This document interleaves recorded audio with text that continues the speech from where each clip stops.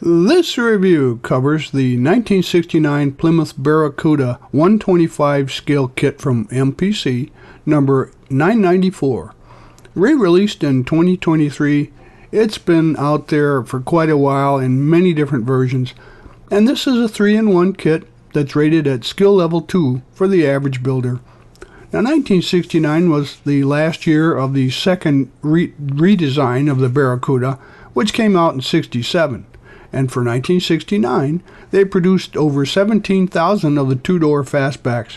If you're a fan of classic muscle cars, the Barracuda is a classic example. The base price for the fastback was about $2,700, but nowadays, depending on the version and the varied condition of the models, prices range from fair at $17,000 to showroom condition originals at $440,000.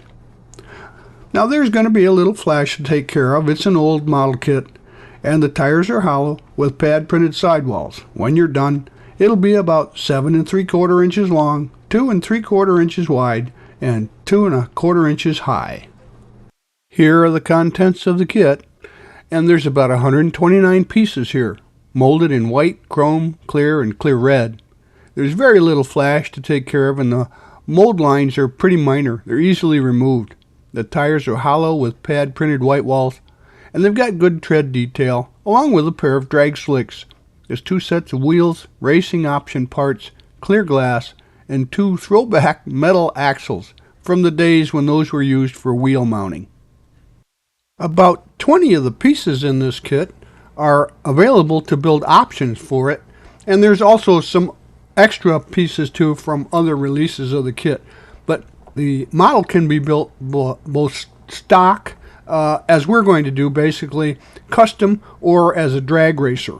There's a lot to like on this decal sheet, and the decals come off very nicely. They're very pliable, they work well. You may need some panel setting solution for some of these stripes, but even if you just go with the stock stripes, there's a lot of sponsor and engine decals and a number of different markings that you can use for this kit that make it just about anything you want. That being said, there's still room for improvement. I find that the best model car parts gauge decals are more visible and a little more pronounced, so I like to use those. It also has a set of Michigan plates, which I'm going to sport for this model build. Here are the parts for the engine, so go ahead and collect those, and also note, of course, the decals that you can use for this later.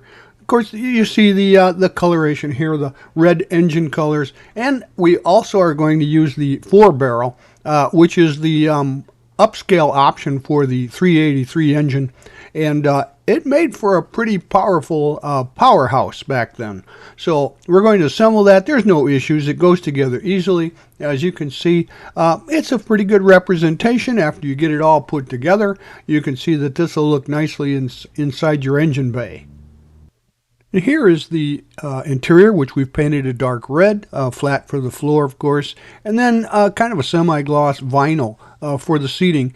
There's some black insets there in both the center console and the side door panels, and the rest has been treated with some chrome appointments from the Molotow chrome pen. And here's what the dashboard looks like with those best model car parts gauge images. Now those are images, they're not decals. You just punch them out, glue those into position with some white or clear glue. And here's what the snappy red interior looks like, complete with seat belts and chrome appointments, etc. And it's pretty good rendition of the early pony car. Now the wheels are mounted, they're actually mounted with these pins in the front, not the straight axle, metal axle that comes with the kit. But there's something about those plastic pins that tend to break. So what I like to do is use a set of diagonal cutters and cut off a finishing nail to replace those plastic pins and use some super glue for their mount. A couple notes of caution here. These wheels show up on the tree, but they're 6-lug, and that's generally speaking a truck tire or wheel. But anyway, also don't use those. for this build. And you're going to find that you need to scrape the chrome plating off of chrome plated parts in order for the glue to stick. So here you see the tires, which thanks to that nice pinstripe there, lend themselves well to the period red stripe tires that I made with a Sharpie. And also, of course, the inner wheels are painted black, semi-gloss black. And you see the fronts up there with the pins in them up at the top. Now the wheels themselves have had a little bit of black wash to bring out the details, especially the lugs. So scrape the glue off the motor mounts and locate the position there on the engine bay where those are mounted, and use some strong glue to put the engine in place. And we'll also just squeeze those wheels together and put the wheel assemblies into position. Now you have a rolling chassis. Let's turn our attention to the body now. We're going to, take care of some of those minor parting lines. You see those marked in red. They go up the A-pillar, across the drip molding, and then down the C-pillar and around the back, also around in the front too. Just clean those up, and then once you've got her a light sanding, give it a light coat of primer and get that ready for a color coat. The body here, you see, was painted with a couple of light coats of enamel, and then once that's dried, you can, put the trim into place with either bare metal foil, or if you're really good at it, some chrome marker, and then, of course, apply your decals. In this case, it's basically a street custom.